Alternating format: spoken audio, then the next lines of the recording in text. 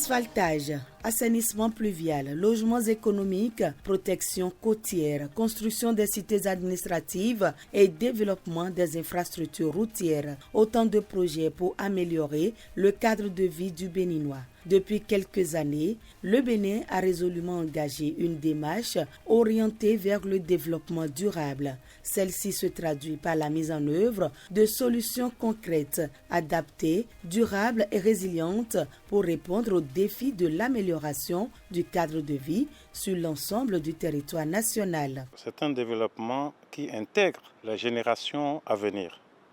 Et pour les intégrer, aujourd'hui, il y a plusieurs instruments qui sont mis en place, avec plusieurs institutions au niveau de la République. Le Bénin va s'en sortir avec la vision qui est prônée par le gouvernement, très vert, très résilient, surtout en matière de changement climatique. Cette dynamique se poursuit et s'amplifie. Le Bénin franchit donc une étape historique avec la vision Bénin 2060. Le pays ne se contente plus de s'adapter, il réinvente son lien avec la nature. La vision du développement du Bénin ira beaucoup plus vers le renforcement des villes vertes, par exemple, d'une agriculture intelligente qui respecte l'environnement, des investissements qui sont soucieux de la protection de l'environnement et donc de ce point de vue, de la recherche, si je peux aller plus loin, d'un équilibre nature et développement beaucoup plus juste.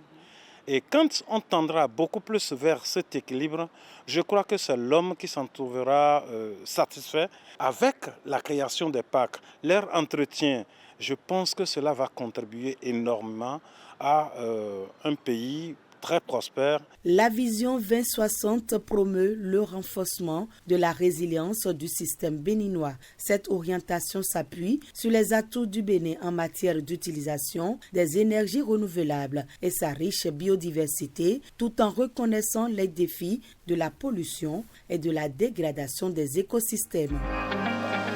La réponse aux crises urbaines doit devenir structurée et durable pour favoriser une ville résiliente face au changement climatique. Un habitat décent, digne, sûr et surtout accessible à tous.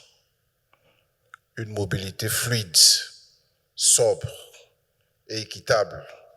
Et surtout, une gouvernance collaborative. Donc, assainissement qu'on a commencé, on renforce avec le système de transport en commun moderne et écologique pour parler toujours des questions de respect de l'environnement. On a comme un des piliers l'agro-industrie. Et l'agro-industrie, pour pouvoir le faire, il faut que vous ayez suffisamment de matières premières agricoles. Mais comme nous parlons de base durable qui s'inscrit dans la durée, il nous faut une agriculture qui est écologique, qui respecte les normes du sol et qui permet aussi une régénération de notre biodiversité.